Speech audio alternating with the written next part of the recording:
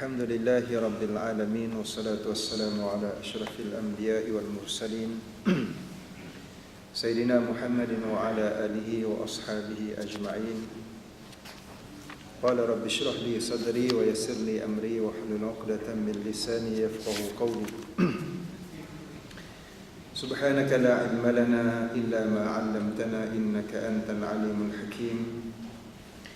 Allahumma 'allimna ma yanfa'una wanfa'na bima 'allamtana wa zidna 'ilman wa amalan ya arhamar rahimin. Amma ba'd.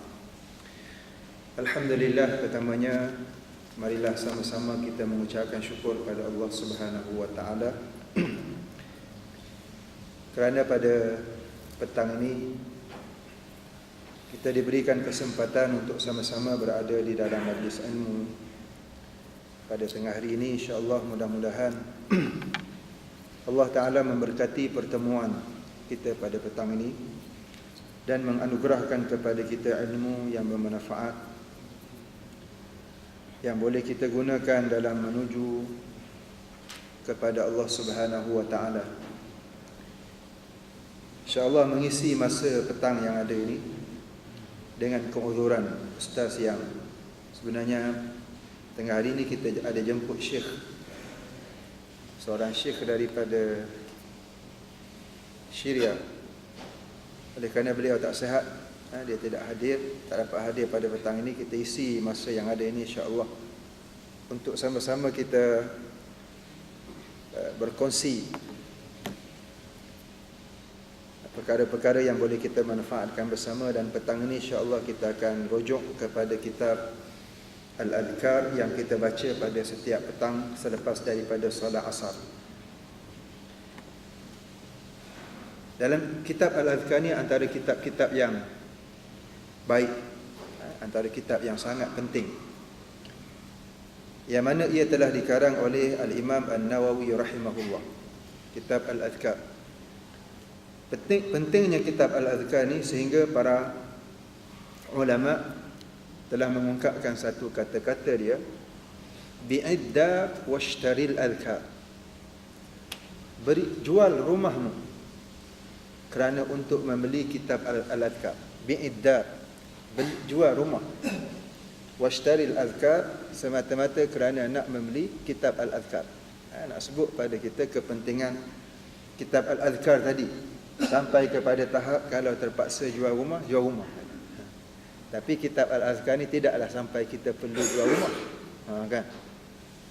Kerana kitab Al-Adhkar ni murah je, kan? Tak sampai pun RM100 kitab ni Al-Adhkar ni.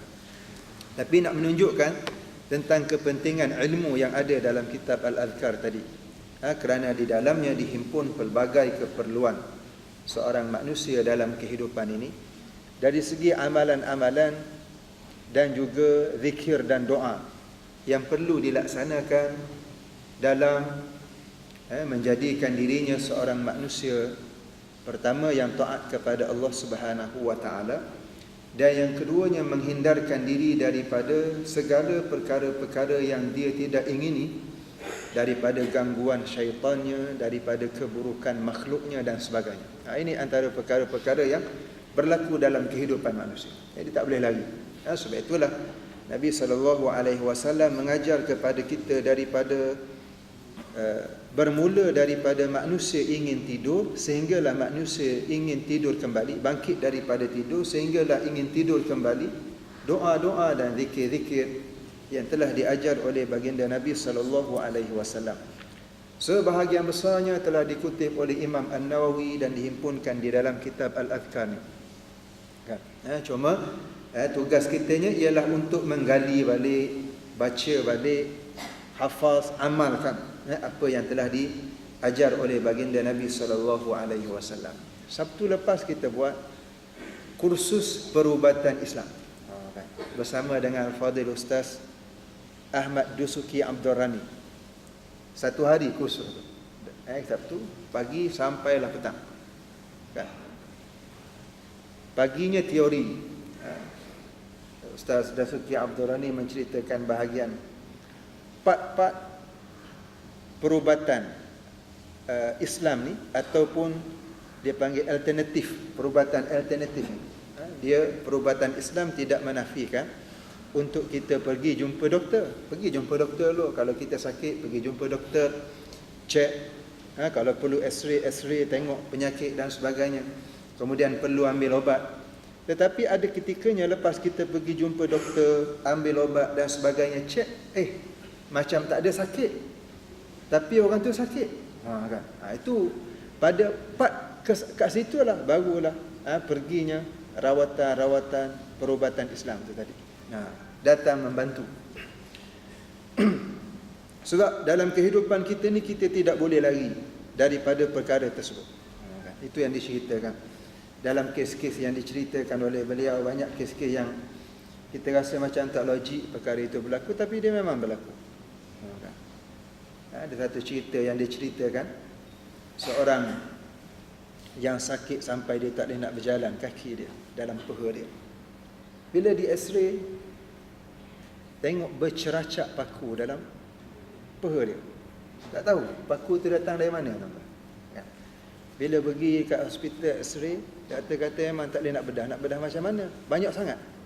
Kalau bedah, hancurlah dia punya peha tu. Pak situlah datang.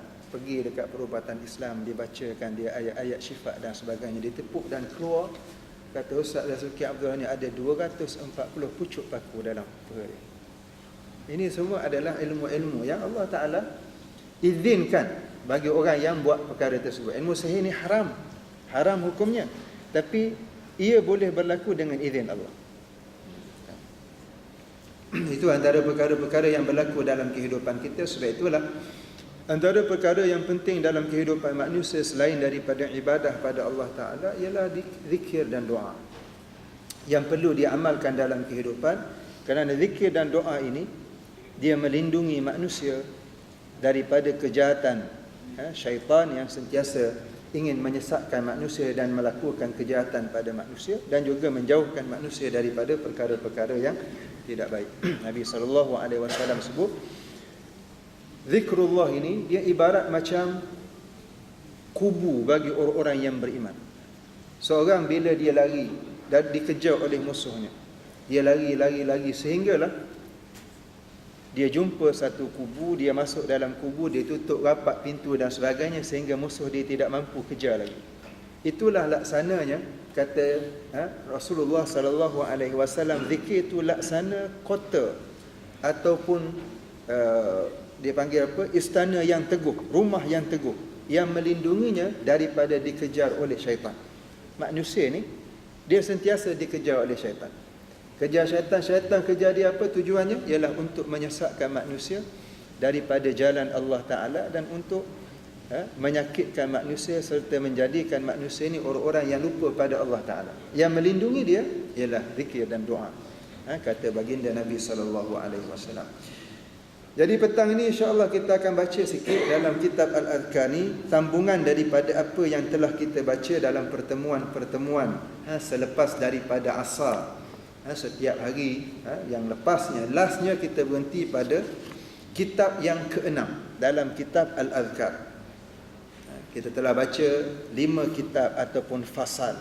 Kitab ni lebih kurang macam fasal yang ke-6 dalam kitab Al-Adhkar karangan Imam An-Nawawi, iaitulah doa sakit, doa ketika sakit dan kematian, serta sunnah memperbanyakkan mengingati mati.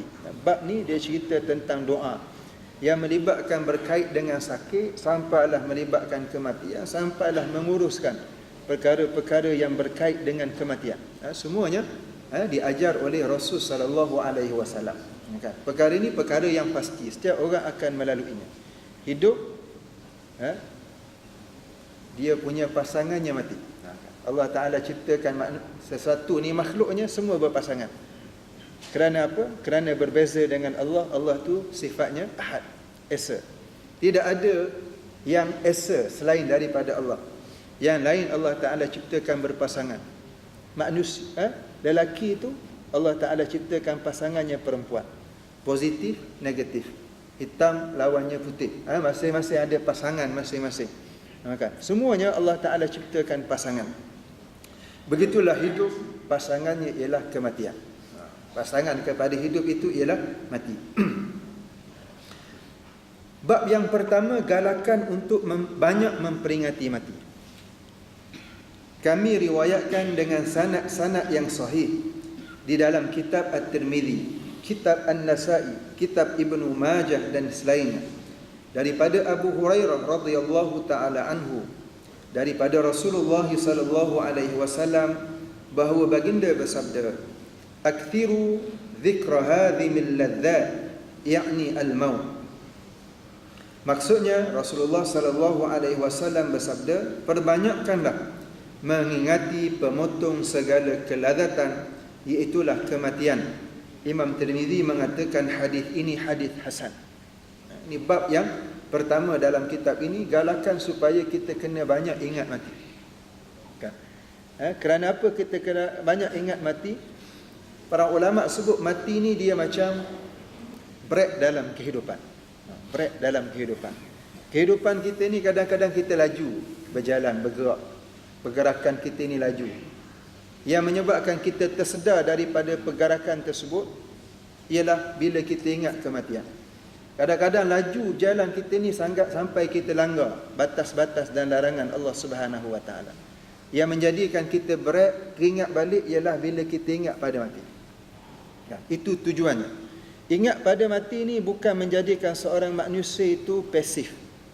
Ada orang buat alasan bila ingat pada mati tak maju manusia. Itu adalah fahaman yang silap. Dia faham silap. Orang yang ingat pada mati menjadikan seorang manusia itu maju dan berintegriti. Itu sebenarnya. Kalau seorang itu pegawai yang hebat, kalau dia pegawai yang sentiasa ingat mati, agak-agak dia nak curi tak duit orang? Agak-agak dia nak lakukan khianat tak? Agak-agak dia nak ambil rasuah tak? Agak-agak dia nak buat tak perkara-perkara yang tak baik? Dia pasti tidak akan buat. Kenapa? Kerana dia takut tatkala dia ambil rasuah tu tiba-tiba mati.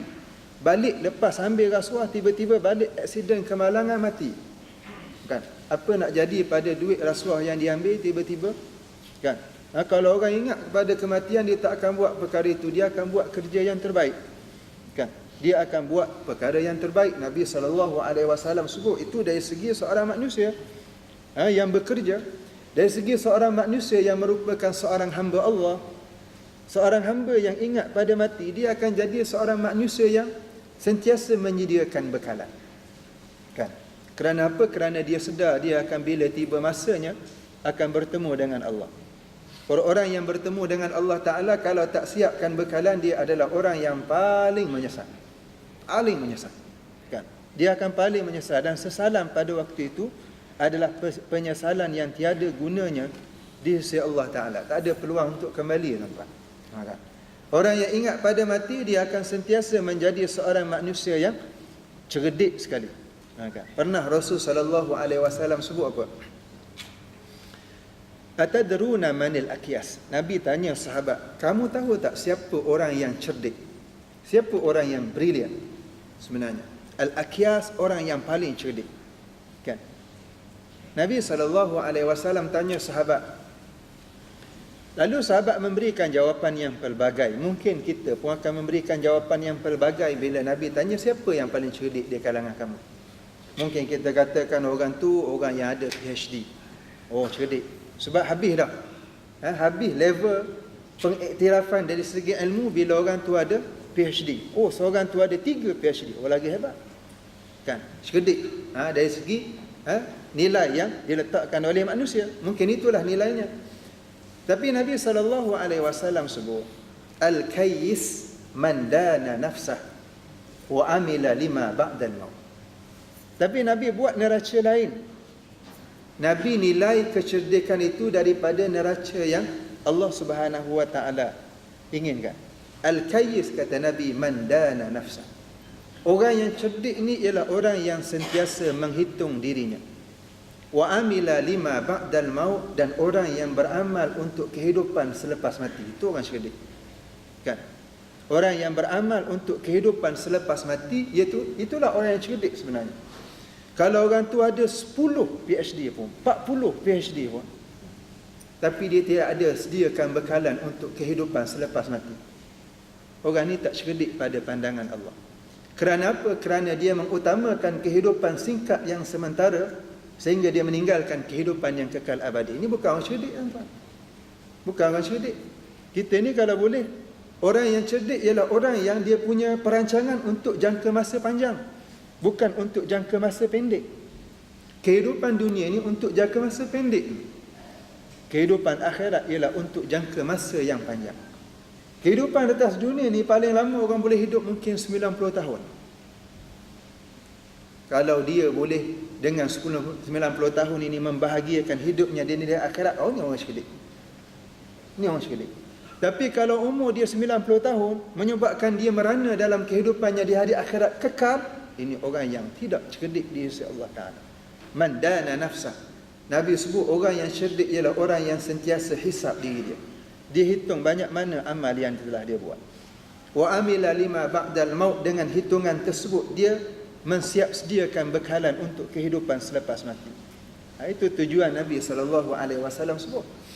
Tapi Nabi sebut sebaliknya, wal ajiz man atba'a nafsahu hawaha wa tamanna 'ala Allahil amani.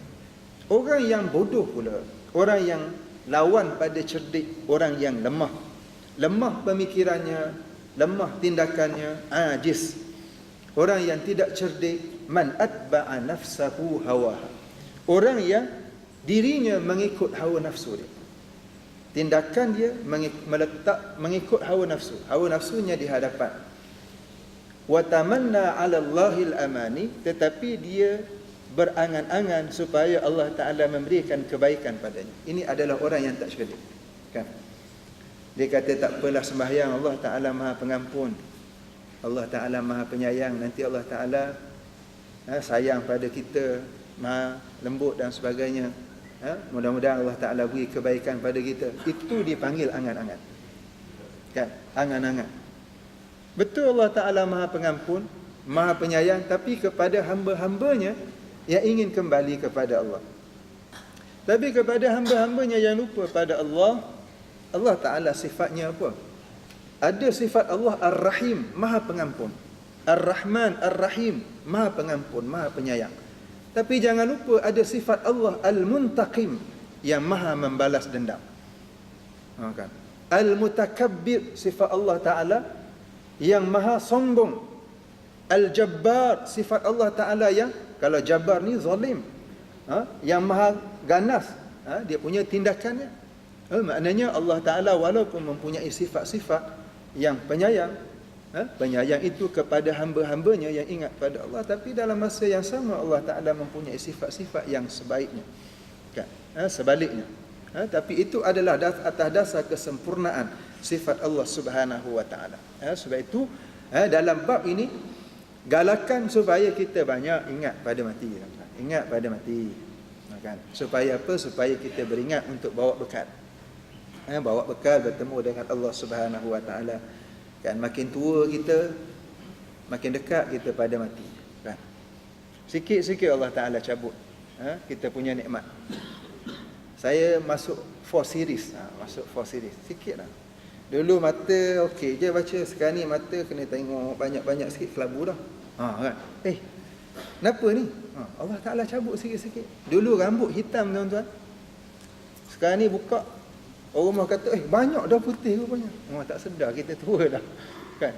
Tua sikit-sikit Allah Ta'ala ambil. Maknanya kita ni menuju ke mana, tuan-tuan? Umur ni Allah Ta'ala tahu dah umur kita banyak mana. Berkurang tu kita menuju sentiasa kepada Allah, bukan kita makin jauh daripada Allah. Hakikatnya kita setiap hari ni kita semakin mendekati kepada Allah. Kullu atin qarib, kata para ulama. Setiap perkara yang datang itu dia hampir, kan? Bila kita perjalanan, kita nak balik kampung, kan? Setiap kali kita berjalan tu kita menghampiri destinasi yang kita nak pergi. Kan? Setiap kali pusingan roda tu, kita bukan makin jauh daripada tempat yang kita nak pergi, kita makin dekat. Itulah kehidupan manusia. Setiap hari yang dia bergerak dan dia lalui, dia semakin menghampiri destinasi yang dia nak tuju. Maka sebab itulah setiap perkara yang hampir itu dekat. Sebab itu kita perlu sentiasa mengingat perkara ini, supaya ingatan itu memberikan kesedaran kepada kita apa bekal kita nak bawa berjumpa dengan Allah Subhanahu Wa Ta'ala, kan? Itu tujuan yang disebut oleh pengarang kitab ini, supaya kita banyak mengingati akan kematian. Kematian ini adalah satu kepastian yang setiap orang akan melaluinya. Mudah-mudahan kita ini Allah Ta'ala matikan kita dalam keadaan yang baik. Wa in ta'addadatil asbabu wal mautu wahid. Kata syair Arab, dia sebut apa? Walaupun sebab kematian itu banyak, tapi mati tetap satu. Mati itu tetap satu. Ada orang mati mungkin aksiden. Ada orang mati mungkin sakit jantung. Ada orang mati mungkin sebab tersedak. Tersedak dan sebagainya, tiba-tiba mati. Ada orang mati sebab tua. Sebab banyak, tapi mati itu tetap satu. Iaitulah berpisahnya manusia daripada alam dunia ini, pergi kepada alam yang lain sebelum bertemu dengan Allah Subhanahu wa taala. Bukan mati itu habis dah, tapi mati itu adalah perpindahan manusia daripada satu alam kepada satu alam yang lain. Itu bab yang pertama, galakkan supaya kita banyak mengingati akan kematian.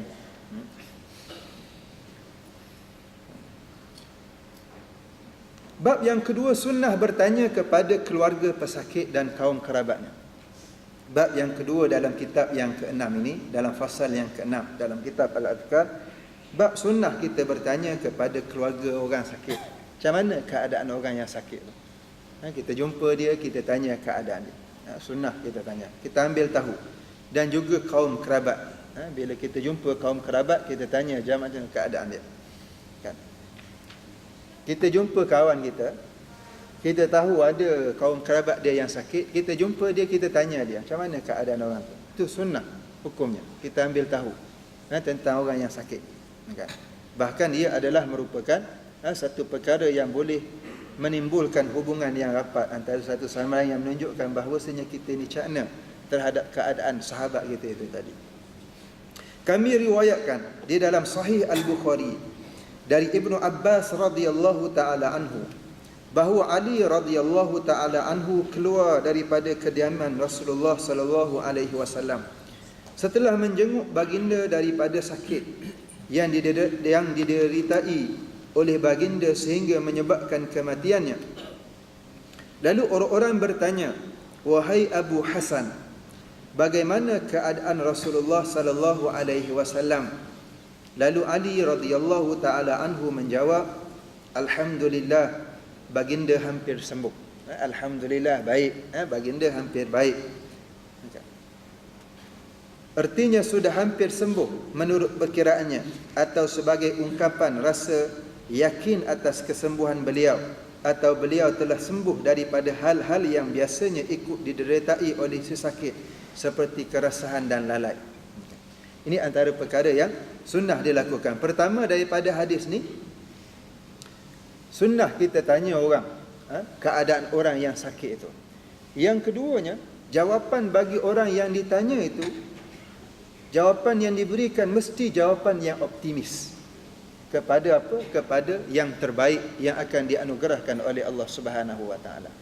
Sebab kita yakin pada apa yang Allah Taala nak bagi. Kita tak tahu sama ada dengan penyakit ini orang itu boleh survive, hidup lepas daripada ini ataupun tidak, kita tak tahu. Mungkin ada orang kita tengok teruk sangat dah, kan? Kita pergi melawat macam tak ada harapan, tapi dia boleh hidup lama. Kan? Saya ada seorang sepupu, kan, dia aksiden tu naik motor, kereta naik atas badan dia tu, patah habis kat sini. Saat kita pergi ziarah dia tu, macam tak ada harapan dah dia ni. Kita dalam hati kita cakap macam tu. Tapi hidup sampai hari ni, hidup sampai hari ni. Ada orang kita ziarah macam okey je, tapi esok dengar cerita mati ya. Mati. Maknanya benda ni kita tak tahu. Hidup dan mati manusia kita tak tahu. Tapi bila kita ditanya tentang keadaan seorang yang sakit itu, kita kena beri jawapan yang optimis. InsyaAllah sembuh dia. InsyaAllah sembuh. Dia baik insyaAllah. Kan? Kita kena beri macam tu. Sebagaimana Sayyidina Ali bila ditanya keadaan Rasulullah, dia baru keluar daripada rumah Rasulullah. Saat itu, itulah kesakitan yang membawa Nabi kepada kematian. Sakit tu, Nabi deritai sakit di hujung usianya. Antaranya ialah sebab racun yang cuba nak diracun kepada baginda Nabi. Kesan racun tu, yang orang Yahudi letakkan racun itu kepada peha kambing yang dihidangkan kepada Rasul sallallahu alaihi wasallam. Rasulullah suka makan kambing sebenarnya, tapi jarang-jarang makan. Kan jarang-jarang jumpa kambing.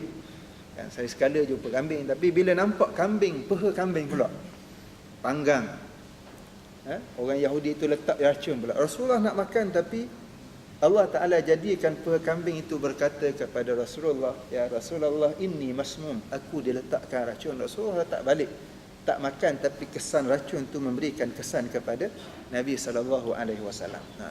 Kita suka daging tu, kambing juga kan hari ni. Tiap-tiap hari kita makan kambing kan, kadang-kadang lah nak sebutnya. Itu kesan daripada Nabi sakit. Dan hujung-hujung usia Nabi juga, Nabi kena sihir, tuan-tuan. Nabi kena sihir. Kita kursus perubatan Islam hari Sabtu baru ni cerita bab sihir je. Itu pun tak habis. Asas-asas. Kan seronok juga kursus perubatan Islam ni, rupa-rupanya dalam tak sedar memang kadang-kadang kita ada gangguan. Kita ingat gangguan ni nanti sampai meracau baru gangguan. Kadang-kadang lupa tu pun gangguan, tuan-tuan. Tengah-tengah dia elok-elok ingat lupa. Ni lepas ni nak buat ni.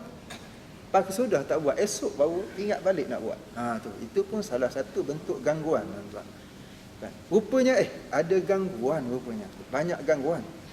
Kalau orang perempuan tu majoriti lah. Kalau saya tengok dalam yang datang dalam 100 orang tu, kalau daripada 10 orang, ni Ustaz Zasuki buat, bukan saya tak ada ilmu tentang tu, tuan-tuan. Ustaz Zasuki buat. Dia ambil lada hitam, baca ayat-ayat syifa, ayat-ayat yang diajar oleh baginda Nabi SAW. Pada tapak kaki kita tu ada poin-poin. Kalau orang tu kena sihir, poin dia kat mana, gangguan dan sebagainya. Letak lada hitam juga kat sini. Ada yang sampai orang panggil tersentak pun ada. Bukan tekan pun, letak je. Kan?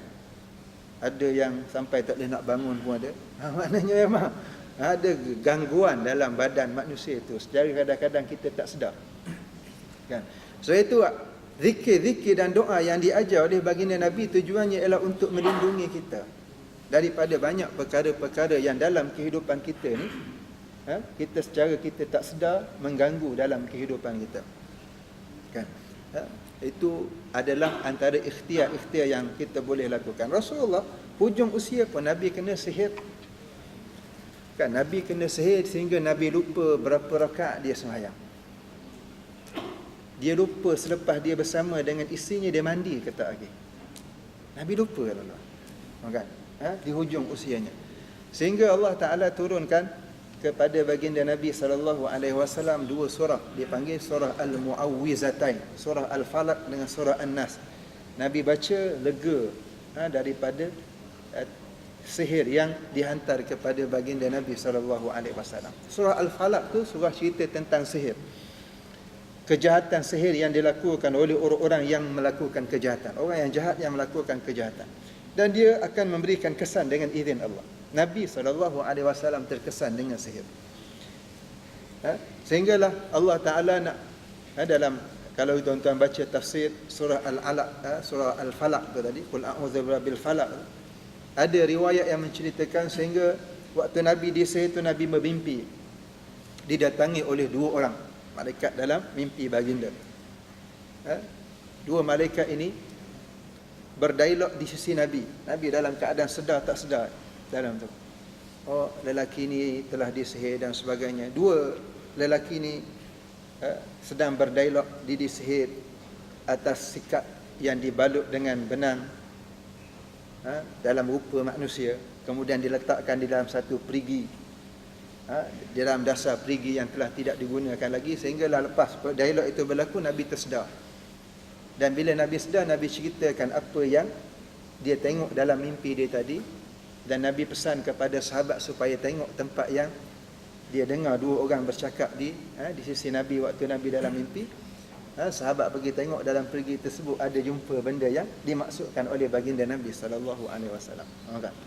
Kalau kita tengok cerita sihir kan, orang bentuk macam rupa orang dicocok dengan dengan jarumnya dan sebagai paku ke dan sebagainya, ini adalah bentuk-bentuk sihir yang diharamkan di dalam Islam, dan dia memang ada wujud dalam kehidupan manusia hari ini.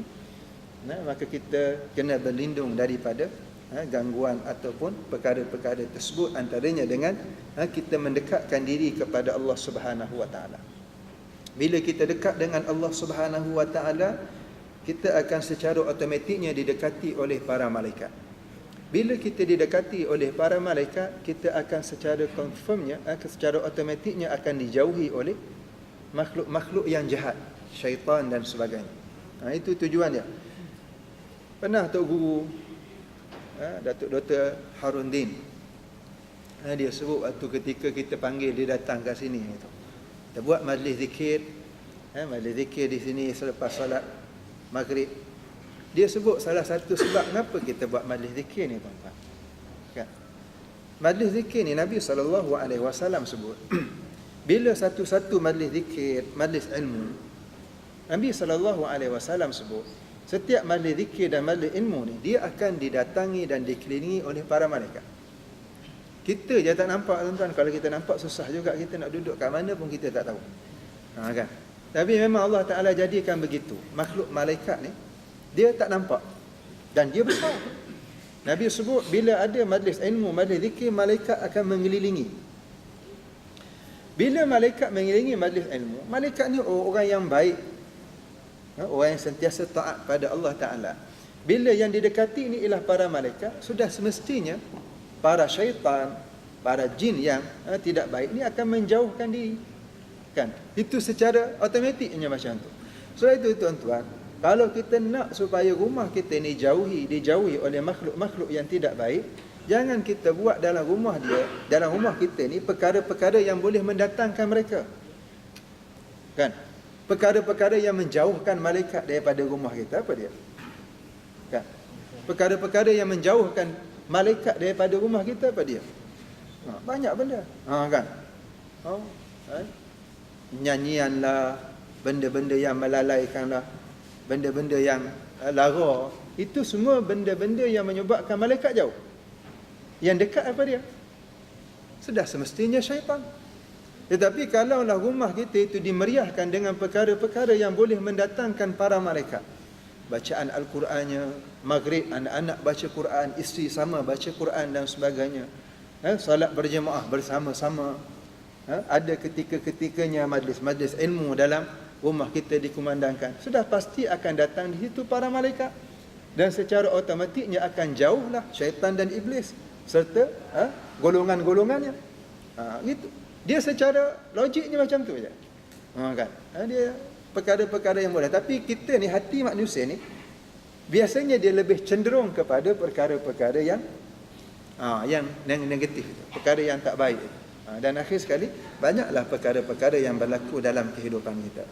Itu bab yang kedua yang disebut dalam kitab Al-Alkani, iaitulah sunnah kita bertanya tentang keluarga pesakit tersebut dan juga kaum kerabat tentang orang yang sakit itu.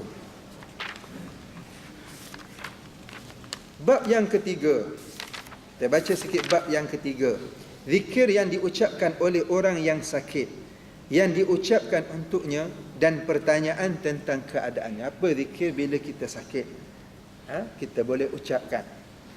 Ataupun apa yang kita boleh ucapkan untuk orang sakit? Kita pergi ziarah orang, apa yang boleh kita baca, tuan-tuan? Selain daripada kita ziarah, kita mengembirakan jiwa dia yang dalam kesakitan tu satu.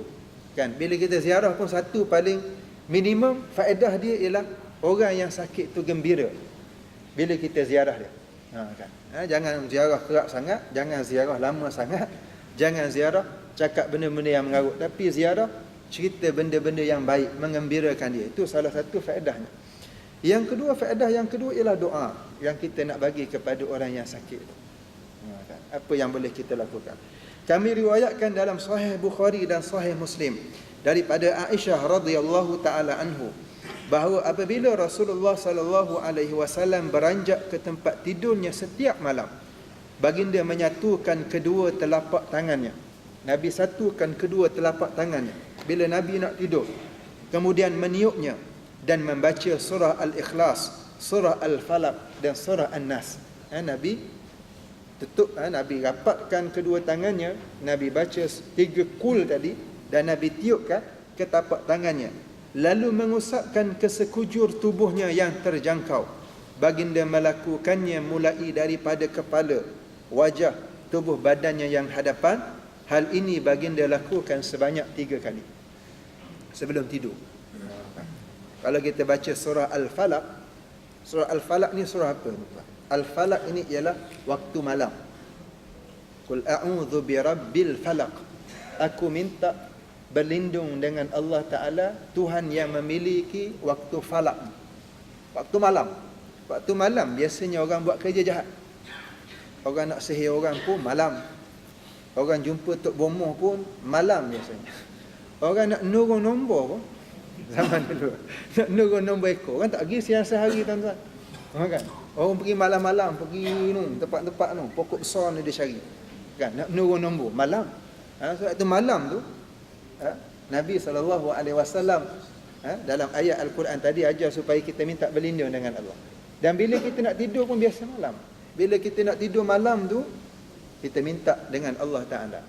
Rapatkan tangan kita, baca 3 kul, hembus pada tangan, sapu pada seluruh badan, mula daripada atas ke bawah, bahagian depan dan bahagian belakang yang terjangkau oleh tangan kita. Buat 3 kali, kata Nabi. Nabi buat 3 kali. Aisyah berkata, ketika sakit baginda menyuruhku melakukan untuknya. Kan? Bila Nabi sakit, Nabi suruh Aisyah buat perkara itu untuk Nabi. Aisyah buat dan Aisyah sapukan kepada Rasul sallallahu alaihi wasallam. Tuan-tuan, benda ni memang praktikal. Saya mula-mula kahwin, isteri saya ni biasa orang kata apa, macam kena tindih lah. Bila tidur tiba-tiba kita dengar kan, dia macam tu. Dia kena tindih. Wallahu ta'ala alam, ada saintifik kata dia ada sebab apa. Tapi ialah satu bab saintifik, satu lagi bab memang ada benda-benda yang macam ni. Tapi bila kita sedar, waktu dia tindih, kita baca 3 kul, kita sapu dekat badan dia tu, dia tidur lepas pun tak akan kena tindih. Begitulah keadaannya, sehinggalah beberapa tahun kita buat praktik macam tu, akhir sekali dia dah jarang dah kena benda tu. Maknanya hak Nabi SAW ajar ni memang very practical. Kan? Kita boleh buat, cuma kadang-kadang kita lupa je nak buat. Kan? Ngantuk sangat, terus letak kepala, hilang terus kita kadang-kadang. Kan?